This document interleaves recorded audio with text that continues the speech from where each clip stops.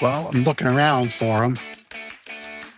My partner in podcasting, not partner in crime, partner in podcasting is on a much well earned vacation down at the beach with his family this week. So we wish Ben and the whole McClure crew a great vacation down at the beach. Looks like they got some great weather. So we're happy to do that. I'm here solo with you this week on Lancaster Connects. Excited to have David Lapp from Blessings of Hope join us.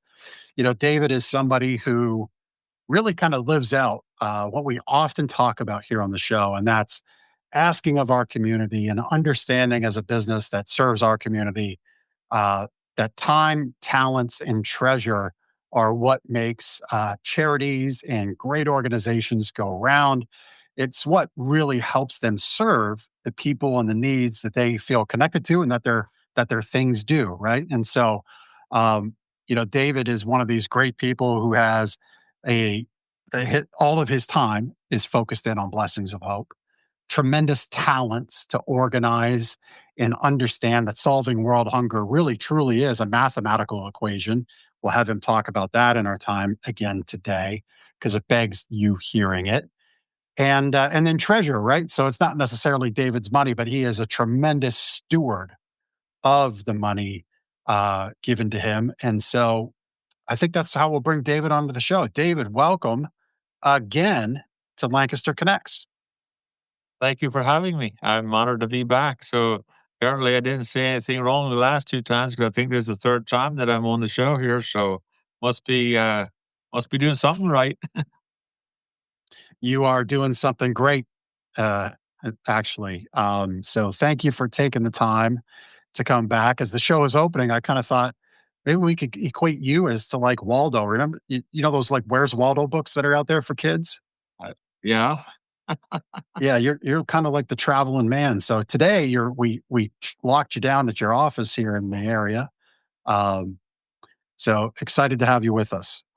Thanks for taking the time again. Well, thank you. I appreciate you having me. I always enjoy this time of just chatting with you. Yeah, yeah. So, man, it's been a whole bunch of events have happened since you were last on. I think it was prior to the flooding in North Carolina. So we'll talk about that and what you were able to see. And you had some youth group down there that were able to learn a few great life lessons. Um, Talk about all the great stuff you're doing with Blessings of Hope. Mhm. Um, and let's kind of touch on what I added in the show open about time, talent, and treasure. You donate a tremendous amount of time and give a tremendous amount of time, or rather, leading Blessings of Hope. Your talents obviously are great because you look at solving hunger as nothing more than a mathematical equation. I guess that's probably the best place to start. Share with everybody listening and watching why you believe it's a really, I don't want to simplify it by saying it, but it's a mathematical equation. Yeah, statistics show that half of global food waste would end world hunger. So, when we look at this whole issue of world hunger, we see a management issue, not a production issue. And, USDA website states that 30 to 40% of all food produced in America is wasted, and only a fraction of that would end the hunger in the US. And, just to break that down for you, it equates to about a semi truckload of food every 13 seconds. And there is no food shortage. It's a question of how can we utilize what's already being produced, get it to people in need, or in other words, how can we be stewards of what we're entrusted to in this nation and actually, use that for God's glory and to reach people in need. And it's really a matter of being able to take what's already being produced and rather than throwing it in the landfill. And a question we get asked a lot is why are we saving food from the landfill? If it's trash, why don't we throw it out? Well, what you need to understand is the food that we get is really not trash. It's food that's getting close to expiration date. A lot of what we get is still in date, but it might be close to expiration date, overproduced, misshipped, mislabeled. Uh, it's still a perfectly good product. It's just getting towards the end of its useful shelf life or its expiration date life. And A lot of people look at an expiration date and they say if this product hits that date, you throw it out. But what they miss or what they don't understand is the expiration date simply means that the manufacturer guarantees 100% freshness to that date. And, if it's a week later, the manufacturer can no longer guarantee 100% freshness. It might now only be 98% fresh. It doesn't go from guaranteed 100% to zero when the clock strikes midnight. So people need to understand that just because it hits that expiration date doesn't say it is now a trash product. It just means that the manufacturer can no longer guarantee 100% freshness. Yeah. Yeah. Yeah. Such a great point to remind people of. I like how you said it's not a production problem; it's a management problem. And I mean that's such a appropriate statement. I think to most anything in life. If you're listening and watching, you might be looking around where you're working right now, or later in the week if you catch this, thinking about maybe the place you work at or the people you employ. And it's probably not that you need to go hire more people; it's you need to allow them to be more effective. If we look at it from a taxing standpoint, we continue to have record amounts of intake of federal monies, but yet we seem to never have enough money. Yeah. So it's not a production problem in my equation of taxes. It's a management problem in the equation of spending. Same thing in food. You've shared stories of the great stuff you do. One of the times you were on, you rescued a literal truckload of ground beef Hmm. from going in the dumpster. Yeah. I know my father, when he was still with us, when he was still driving truck, he pulled for Stoltz Foods refrigerated trucking out of East Earl. And, he would share sometimes pallets of food would be rejected because he had to report out the thermometer and the temperatures in his truck. And even though the freezer area and the forward of his truck was still frozen because it might have hit above a certain number, nothing unfroze, but they would reject it. Yep. Is that the kind of food you take in, I guess? Absolutely. Yeah. With anymore, with all the technology that's involved in food transportation, like they have these temperature trackers, and if the product goes within 3 degrees too cold or too warm, it automatically rejects the rest of the load of whatever's on that truck. And that's the kind of stuff we can then receive, or it's an issue of I've had people ask me already, why do these warehouses mismanage to this level? And one guy that I was talking to, he was a concreter. So I asked him, so if you are concreting 35 yards, if you're pouring 35 yards of concrete, you want to order 35 yards of concrete to make sure you don't over order, right? He's like, well, no, he'll order a yard or two extra. I was like, why? If you know you're going to need 35 yards, why do you order 36 yards or 37? He's like, because he doesn't want to run out of concrete before the project's complete. I think it's exactly the same thing with the food production. You know, one of our major donors shared that since Blessing of Hope is an option, it gives him buying power. Because he said, before, if I know I can sell 14 pallets of a product, I find a deal, I'll buy 20. I mean, now I'll buy 20 because he said, I'll run a special to my customers. Most times I'll sell all 20 pallets. If I don't, I can donate the one or two pallets that I didn't sell.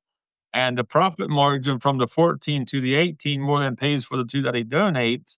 And then he can get a full tax write off for the fair market value of the two pallets that he donates. And it's a win win for everybody. And just understanding, if some of these large facilities that we just got into a 1.4 million square foot facility up in Allentown just this spring, they have waste. It's not a question of do they have waste. It's a question of how much waste do they have and what do they do with that? Are they paying $120 a ton to send that to the landfill, or do they want to donate that to an organization like Blessings of Hope, and we give them a tax deductible receipt for the fair market value of that product? And it's not a question of if they have waste, it's a question of what do they do with the waste. And being able everybody would rather donate that back to the community than to send it to a landfill. Yeah. Yeah. And you're the catalyst, you're the vehicle for those donations. Yeah. So I referenced the truckload of ground beef you rescued. Um, because of your operations, and let's maybe share with everybody watching what those operations now look like, because you've grown since we last talked. Mhm. I think you have a new facility up and running. Is that correct? I'm not sure when we last talked, but there's always something new happening. So, Right. Right. but So let's share. Yeah, let's share the operations with people just and to go back how a you little take bit. that stuff in. So some of the issue that we saw early on back in '06, '07 was these large corporations have semi truckloads of food available for donation, but they don't want to deal with 50 organizations every day. Then you have your nonprofit that needs 10 boxes of that semi truckload, but if they don't take the whole load, they get none of it. So there was a disconnect between the large corporation that wants to donate their product and the nonprofit's capacity of receiving that donation. And it was easier for the corporation to just send it to the landfill and get rid of it. And then the nonprofit wasn't able to utilize the product because they couldn't take the whole load. And so what the model that we've designed at Blessing of Hope is we're able to take the semi truckload volume when the donor wants to get rid of it and make that available to the nonprofit when the nonprofit needs it.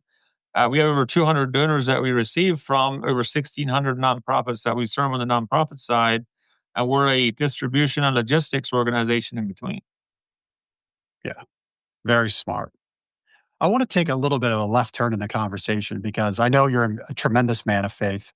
Um, and we're not going to preach at you here in this moment, but I think it's really important for people to hear your thoughts on this.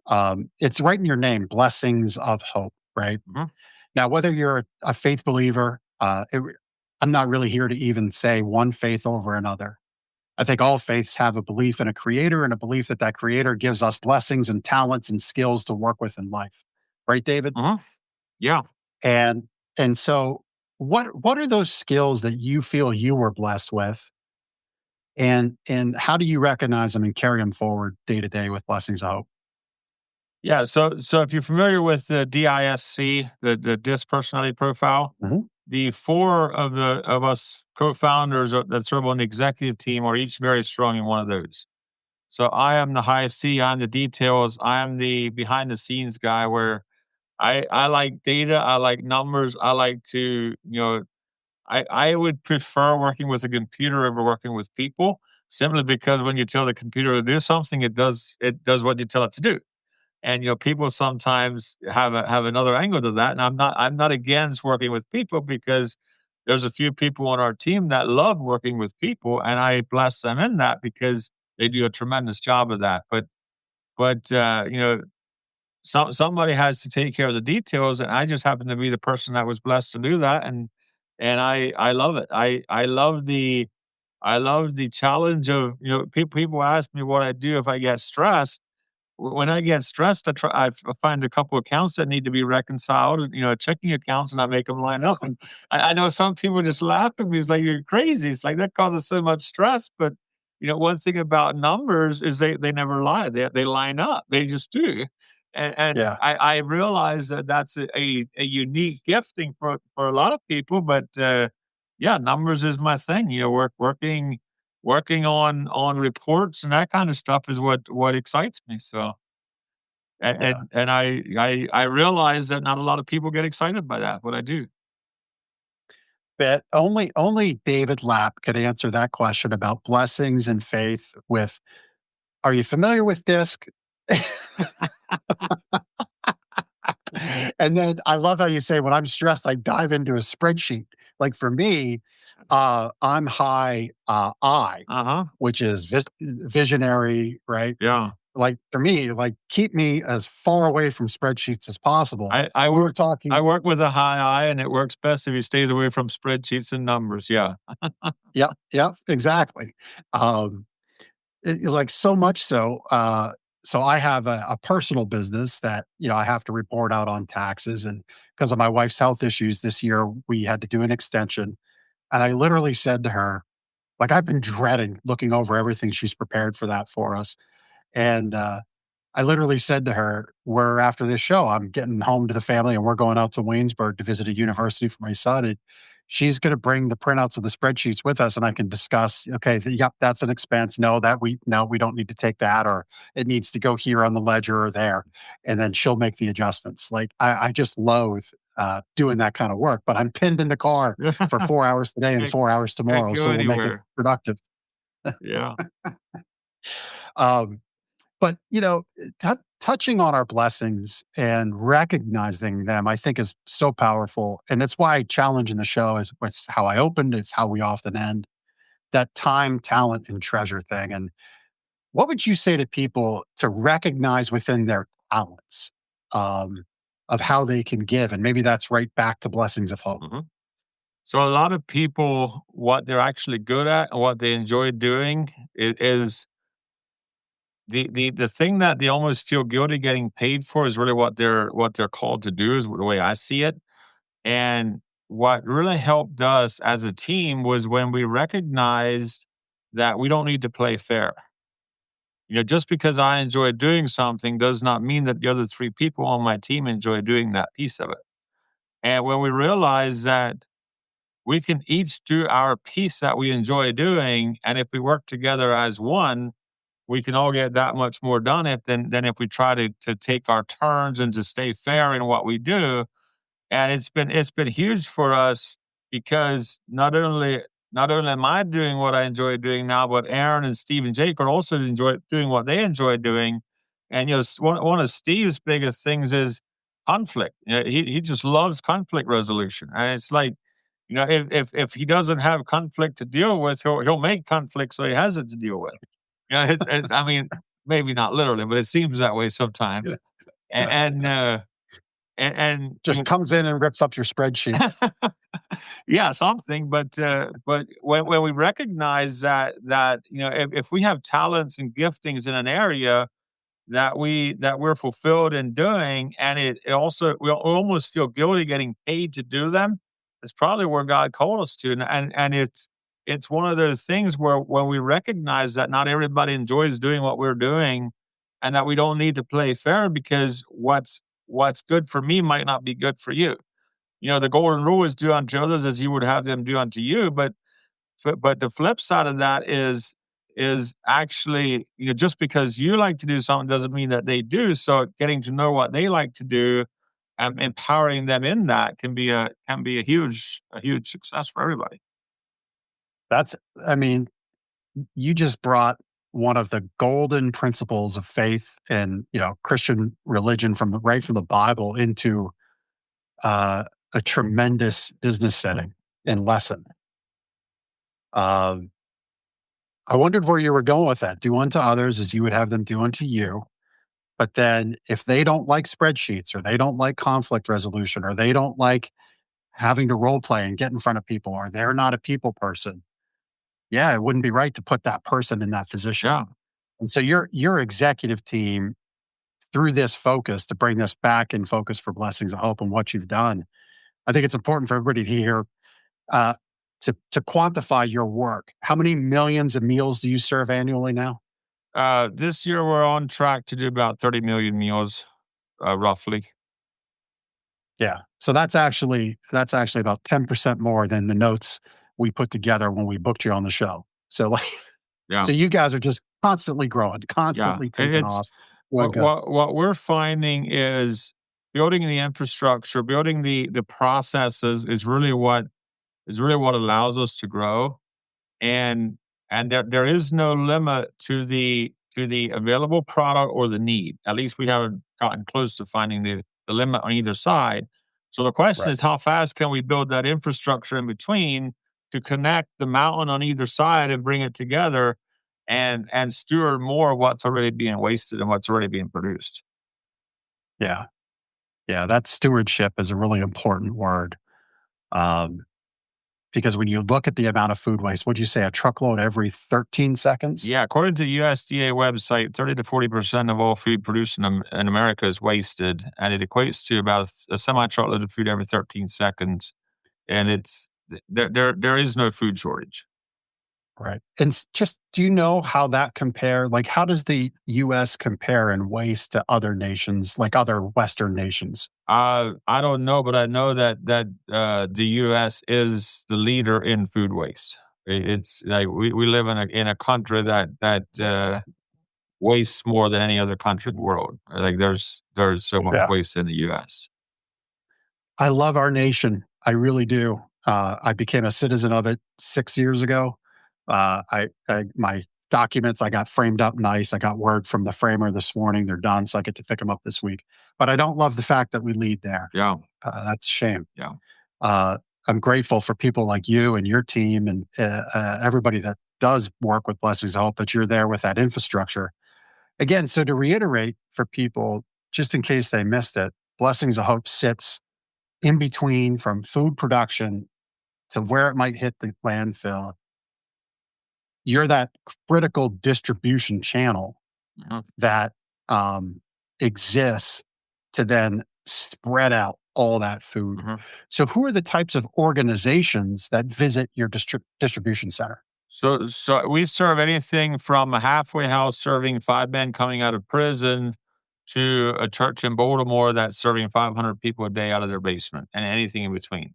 Wow. So our model is we bring in the semi-truckload volume, we'll sort the food, we'll repackage it, we'll make it into as user-friendly as we can, and then we have nonprofit organizations. So we're open to any nonprofit serving the community at whatever capacity that we can serve them. They'll come into our food selection center. We have a 29,000 square foot, right beside Lancaster here in Lancaster. And then we have a 12,000 square foot in Campbellsville, Kentucky. The organizations come in to select whatever they see on display, any volume they can use, and then they'll pay a handling fee to cover our costs to get the food to them. At this point, the handling fee is 34 cents a pound. So they'll come in, they'll grab a shopping cart, 29,000 square foot facility, anything they see on display, any volume they can use. Doesn't matter if it's snacks, if it's fresh produce, if it's drink. They're not paying for the food. What they're paying for is the opportunity to come to one location, select whatever volume of food that they want from 200 plus donors, and use that to restock their pantry. So the funding generated through the handling fees goes to cover our costs to bring it in, logistics, warehousing, our employees, and then anything related to getting the product to the nonprofit. And it allows us to operate completely independent from government funding, which cuts a lot of red tape, a lot of restrictions around sharing the gospel, around sharing, educational programs when you're giving out food. And we believe that, if we can not only supply the needs of the people, but help them overcome the challenges that keep them down in life to where they don't need the food anymore, then once we hit that point, that's when we feel like it's been a success. Once Yeah. you take somebody that's on food stamps, or they're just living day to day, barely getting by, to where they now have a job, they're able to pay the bills, they're able to give back to society. Once we can take somebody that cycle, now we have as a community, we have created like we're not just taking from the community, we're actually giving back to the community. And what we see as community is as a healthy community functions similar to a bank account. If you take more from the bank account than you put in, your funds are going to go down. Same way in a community. If you have more people taking than are giving, then everybody's going to suffer from that. But if, as a community, we can contribute more than we take, now everybody can grow and we can be a thriving community. We can actually be there for each other. And if a community has excess and somebody stumbles, then you can step in and support them out of your excess. If a whole community is already down below the poverty line and somebody stumbles, now you're looking at, okay, what can I take from them, because they're down, they're in a weak spot. What can I take from them and help me grow? But it's really a very similar concept to a bank account, where if you have more people contributing than you have taking, everybody's going to grow. That's just beautiful, man. Love everything you just said. I mean, I'm not saying that to placate you. I'm not saying that because I'm the host and you're the guest on the show. Man, what I just heard is fantastic. And as you wrap it up, I'm like, this guy needs to be speaking at big events. I mean, just the juxtaposition of being former Amish, right, to running a massive operation that, if you were to probably value it in, I don't know if you've done this exercise, but like, if I don't know that it's even worthy of an exercise to do it for you because it's not in your focus, but Like if you were to value your company in not the charitable efforts you do, it's probably a huge multiple, right? Yeah, Like probably. tremendous Yeah. valuation. Um, you just dropped a whole bunch of wisdom. I want people to go back about 27 minutes in. If you're listening, go back 3, 4 minutes ago to 23 minutes in, and re-listen to what David just said, because just tremendous insights about how to think about life, how to think about your community, look at it as a bank account. You touched on 34 cents, and I had a visual come to mind. Those like give a penny, take a penny jars at the Wawa Yep. or your restaurants. I often see quarters, nickels, and dimes. So to give everybody watching and listening more context, every time you see a quarter and a dime, or to line it up exactly, a quarter, a nickel, and 4 pennies, that's a pound of food, Yeah. which is by all accounts, that's a meal, Yeah. right? You got 6 to 8 ounces of protein and about the same in a couple vegetables. And there's blessings of hope in David and his team putting food in somebody's belly that really needs it. Hmm. And people are just casting that aside Yep. at the Wawa because they don't want to carry change. Yep. But here comes David and his team picking up the food, running it through all their logistics. So it's such a value. I mean, how do you get it to 34 cents a pound? I don't know.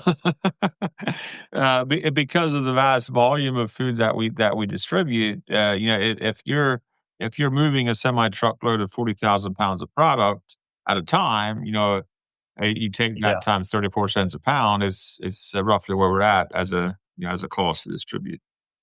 Yeah. I mean, I said that, I guess, kind of like in a rhetorical wow statement, right? Not to put you on the spot. I know you've got it in your spreadsheet somewhere, right? You've got it figured We out. we have But, we have but we have quite a few dashboards that pull live data multiple times a day, and it allows us to wow. see exactly where we're at. It's been invaluable just to be able to stay on top of some of the growth to where see one of the things that I'm not sure where we got this concept, but I've heard a couple years ago that if you can reduce your growth to percentages and equations, there's no limit on how big you can get because it's all based on does it make sense or doesn't it? And if you add another zero on the end or a few more zeros, it's just numbers, but it equates to percentages and equations. And does it, what it's just that much more volume that you can do with the same amount of, as long as your percentages stay in line. Yeah. Yeah. It's that mathematical equation Yeah. again, right? Yeah. Um, you had shared on the last show you were on with us the the eye for growth you had and bringing in other investors Mhm. into your facilities and your operations. How's that been going for you? So that's actually the last year. That was probably the biggest thing that I was working on was just the whole opportunity around. So we're looking at scaling nationally. Okay, what is a national blessing to Hope organization look like? And we believe that we have an opportunity to completely replace the welfare system of America. We believe as a member of the body of Christ, if we can take care of the needs of the community, we believe we can do that at a more economical manner than the government can. Because I don't think the government was ever supposed to be in welfare. But we can't fault them. We can't fault people for stepping in and taking care of the community, if it wasn't being done. But I believe as the church, as the community, we can do a better job of taking care of our own communities than the government can. And so we're looking at, okay, what does scaling look like? Welfare costs American taxpayers $1.2 trillion a year. So we're like, okay, let's step this thing down. What would we need to grow to national infrastructure? And what we're looking at is probably around 20 million square foot of warehouse space and about 500 to 600 food selection centers that are 30 to 40,000 square foot each. With that investment, we believe we could scale to a national level where we will be serving every major city in America, within a couple hour truck drive, with food. So a few of the things that we were looking at, as we're looking at scaling is what is the availability of product? If we live in a nation that wastes a semi truckload of food every 13 seconds, that's not an issue. There is so much food out there. Yeah. So far this year, we have turned away almost 600 semi truckloads of food that we were offered that we said no to, simply because of capacity. So as we were looking at scaling, it was like, okay, what's the best way to scale? Because you know, obviously scaling at that level is a pretty significant investment. So we believe with about 15 to 20 billion dollars, we could scale to national infrastructure. Uh, just to break that down to you, let's say it would take 10 times the investment and we can do a 10% reduction on welfare. We're still looking at almost 100% return on investment annually. That's If it would take 10 times the cost that we're expecting to build this out, and we could do a 10% reduction, we're looking at almost 100% return on investment annually. That would be an investment in real estate infrastructure versus just payout. So we look at this and it's like we can't afford not to try. We can't afford to just sit here and say, well, it's impossible. So some of the steps that we've been taking in that direction is do we just go out and lease buildings? But the challenge with leasing buildings, now you're dealing with landlords in every city, you're dealing with rent increases, you're dealing with putting significant infrastructure into somebody's building that you don't own, like cooling, refrigeration, that kind of stuff. And yeah. it's not a good option. So the next thing we were looking at is do we just find banks that want to finance this in these different areas? And that wasn't looking at like a good option either. What we came up with last year working with a local attorney and a CPA firm, we came up with a strategy. It's called Hoop RE Funding, which is basically it's a nonprofit to raise capital for the real estate infrastructure for Blessings of Hope. And then we have Hoop RE Holdings that will own the real estate and lease it to Blessings of Hope. So it's all controlled by the same entity or by the same organization, to where we're raising the capital to own the real estate, building out the real estate and then leasing it to Blessing of Hope. And everything's based on a 25-year amortization. So 25 years, Blessing of Hope will be paying the properties down to zero. At that point, it would be owned by the same infrastructure. So what we did last year is we launched a private investment fund to where individuals can invest in through what's known as a 506C offering. So you need to be an accredited investor. Not going to get into all the details around that, but it's basically somebody that has $1 million net worth or more can invest into our fund. The, Yeah. the primary people that we're looking for, there's a few types of people that we're looking for. One is somebody that has capital in a donor advised fund and they don't want to donate, but they want to invest that and earn a return while it's sitting there. We can invest that through the Impact Foundation. Another is a local businessman told us, he said he has $1 million in a CD earning 4% interest. Him and his wife are planning on living off of that interest the rest of their life and then donating the $1 million in his will. So he said, "Are you telling me I could invest that $1 million into your fund? You could pay me the 4% interest the rest of my life, and then I donate the principal in my will." We're like, "Absolutely." That's a home run. If we Mhm. get capital that he would get the same return that he's currently expecting from a bank. In the meantime, he can see his money work and then he can make a difference. Another example is somebody that just sold a business for a crazy amount of money and wants to make a difference, whether that's through a donation or through an investment. He can still earn a return on that, the rest of his life or however long he wants to. At any point, that could turn into a donation if he chooses to. But that's the type of people that we're looking for, people that have had significant success in life and they want to make a difference with that capital, Yeah. and they're not just looking for the 10, 12, 15% return on that capital. Yeah. Yeah.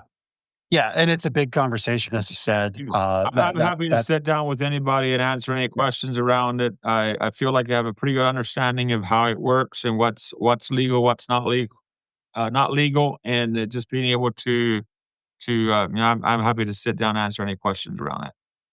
Yeah. Yeah. So David called out quite a few people. You can reach him, David at lappbrothers.com, or any of the notes and contact handles that we have with this show. But as he said, yeah, if you have a significant wealth that you could invest, that's great.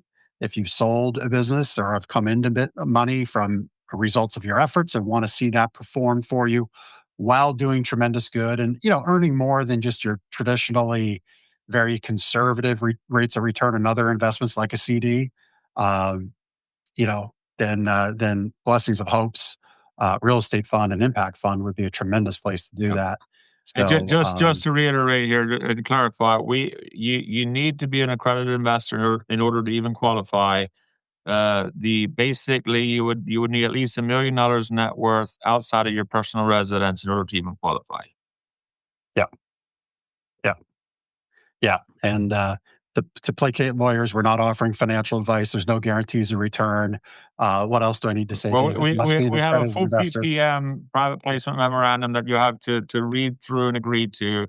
Like we are, yeah, Yeah, yeah, we're not giving financial advice, but we are legally allowed to publicly share this information because it's a 506C offering.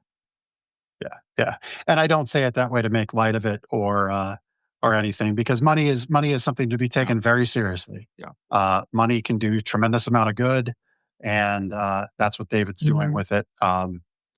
But I just love that you're doing this, looking at the growth the way you did, and again, it comes down to that mathematical equation. Mhm. Uh, I think if anybody who would be listening who might take issue with saying, "Well, why does the welfare system exist? Why does government feel the need to be in this place?"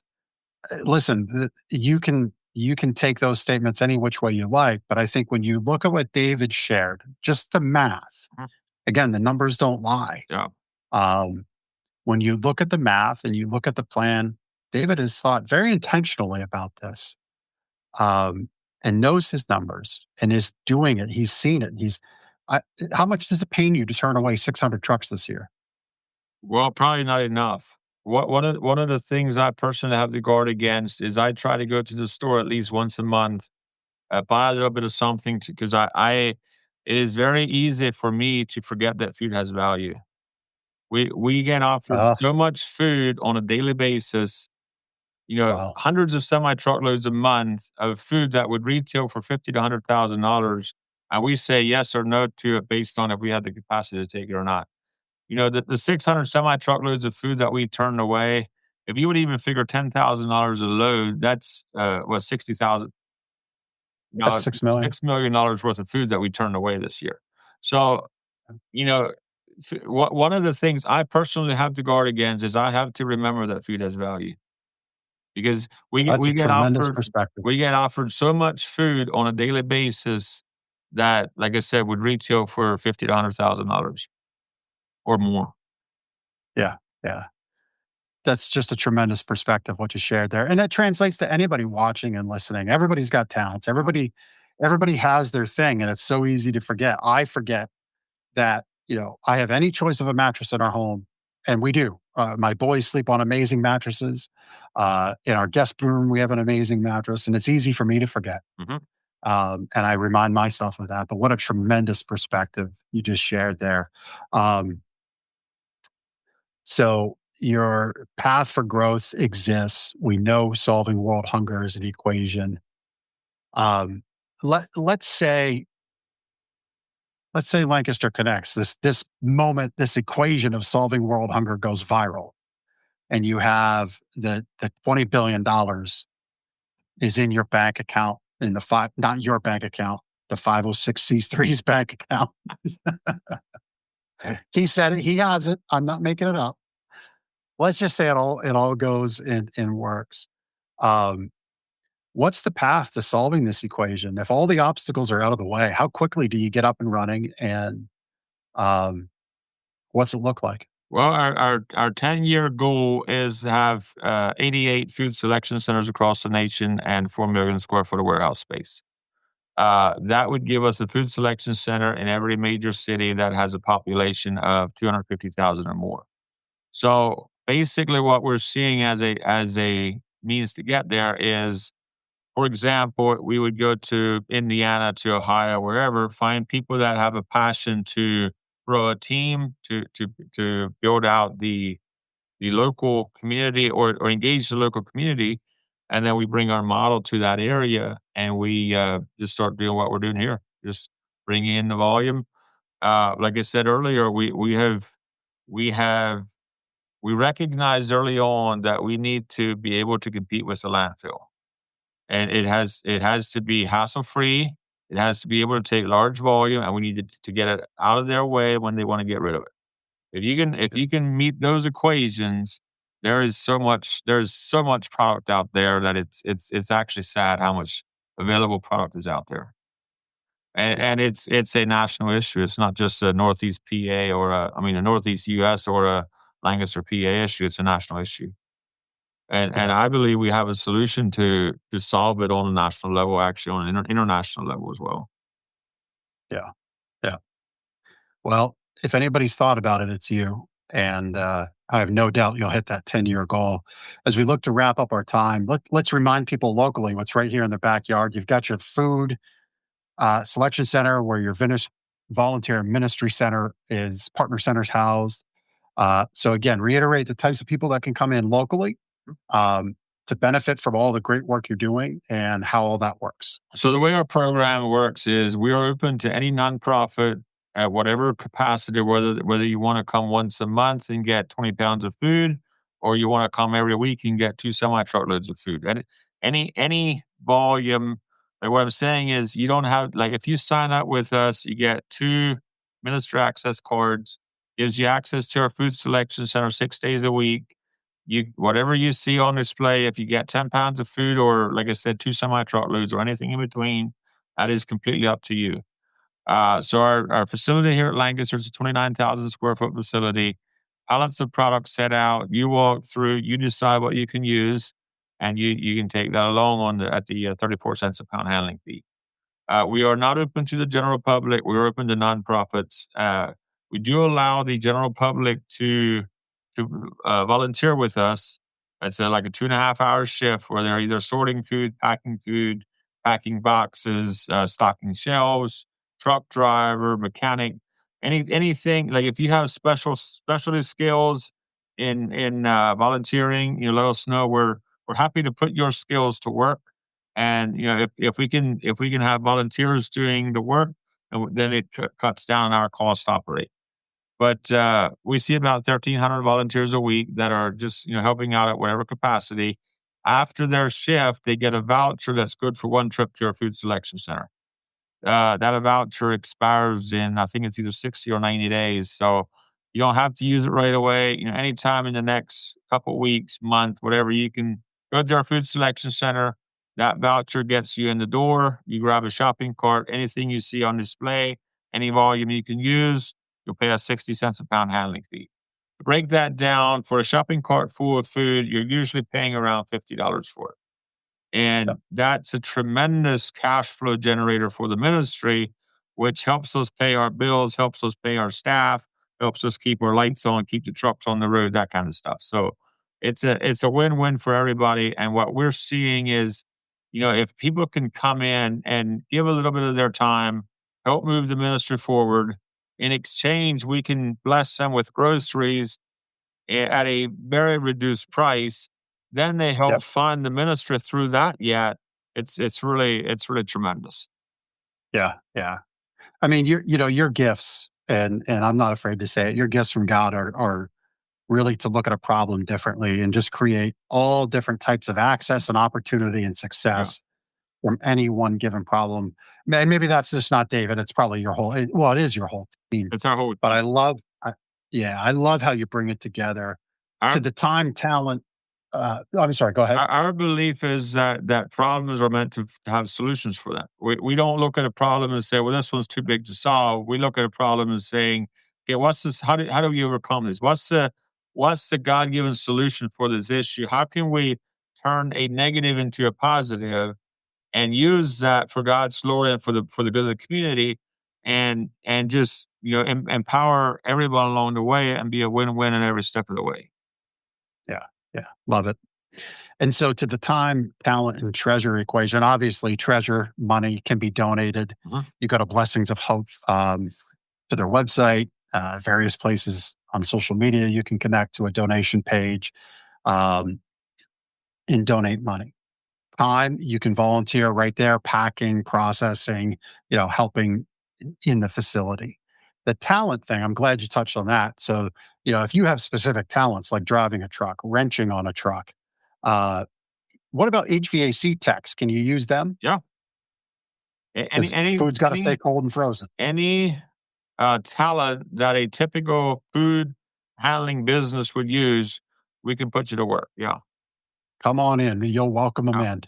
Yeah, Even yeah, I know this might sound crazy, but we're actually in need of a rodent control volunteer right now. Somebody that would walk through our buildings once or twice a week, make sure the traps are clean, make sure the bait's out, that kind of a thing. It's a little thing that a lot of people don't think about, but it's if you have a passion of keeping the rodents under control in a food facility, reach out to our team and see if we can put you to work. But yeah, yeah. there's literally any aspect of a business, Blessing of Hope, yes, it's a nonprofit, but the main factor of a nonprofit versus a for-profit, the way we see it is at the end of the day, if there's profit, it goes back into the community, it goes back into the organization.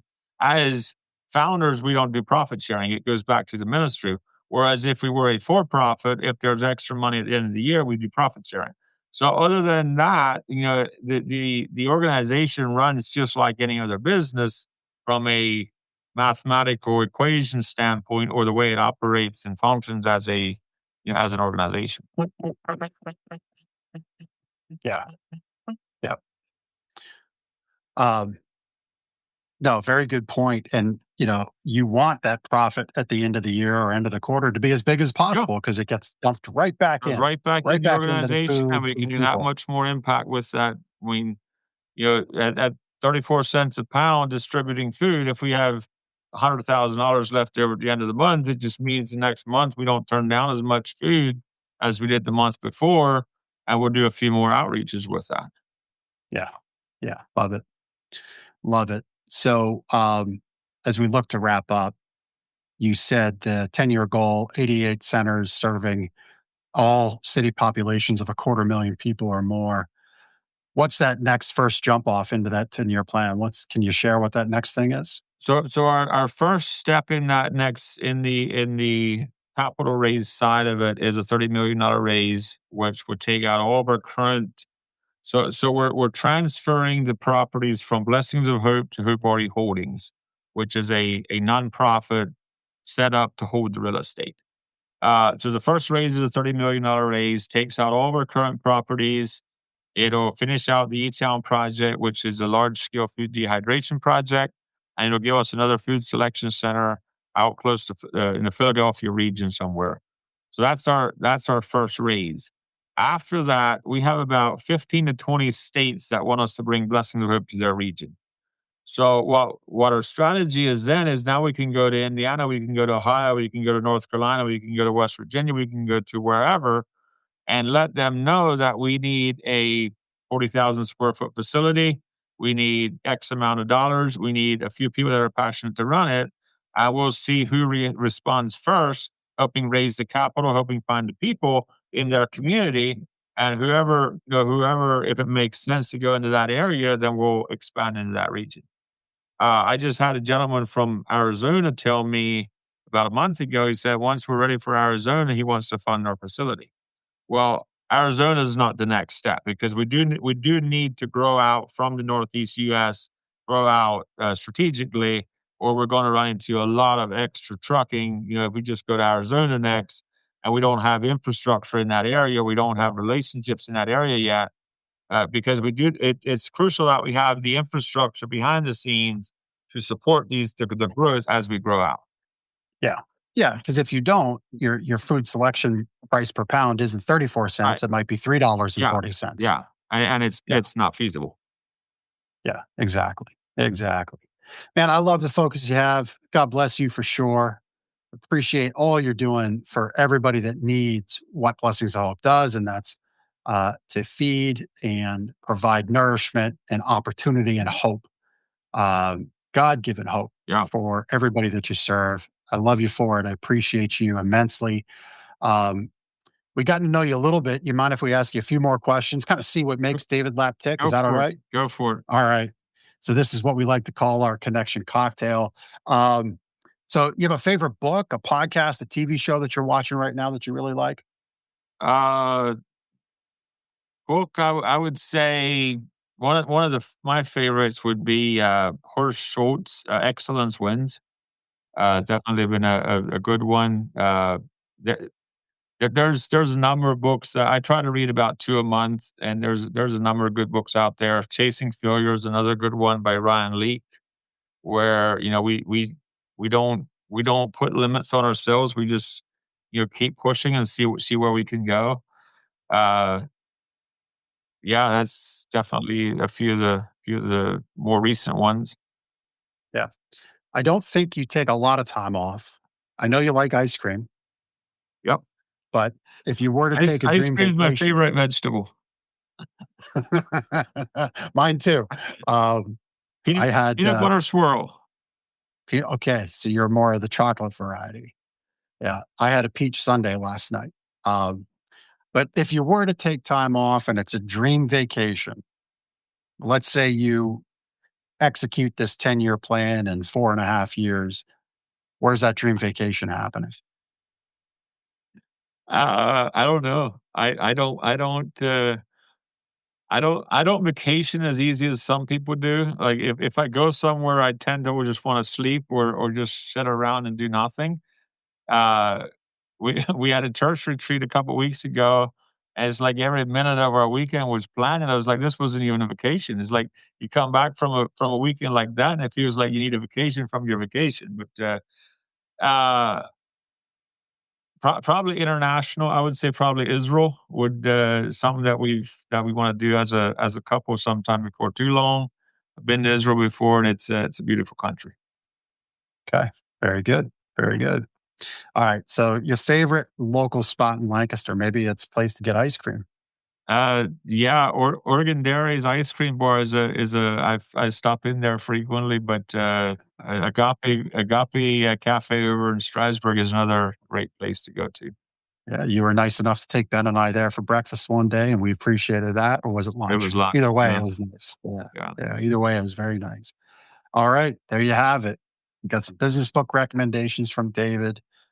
Israel as that dream vacation spot, and either Oregon Dairy's ice cream bar, which if you bump into him, say hello, and Agape Cafe there in Strasbourg. David, it's been a pleasure to hang out with you again. I Yeah, really thank you. appreciate it. Thank you, appreciate it. Thanks for stopping by. Yep, thank you, appreciate it. You're welcome. You're welcome. Well, love everything that David's doing at Blessings of Hope. If you can donate your time, your talents, your treasures, please make sure to check out everything that he does. I'm going to wrap up the show now.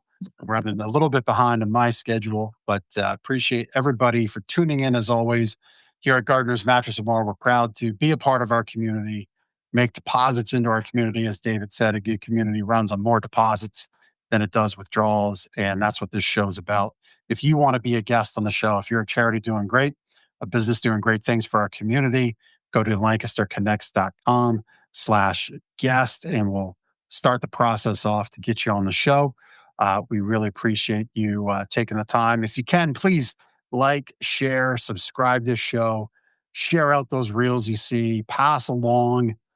Maybe you know somebody that could work with Blessings of Hope on that investment side. That would be great. If you're a business and you want to bring your people out for a community building team event, Blessings of Hope would be great to do it. We really want our impact, our time in this show to sprinkle out like that, to make connections in the community, lift up our community. That's why we do it. It's a belief system we have here at Gardeners. It's more than just selling a mattress. It's having tremendous impact, tremendous purpose in our community to help Lancaster be an amazing place to live and amazing place to have a family, amazing place to grow up, amazing place to work. That's what we're here to do. So that's this week's show. You'll have Ben and I together next week, and you'll learn more about our purpose and our mission, kind of deeper dive of what I just shared. You'll see that next week on our show. We're going to be covering that topic. Until then, we'll see you next time, Lancaster.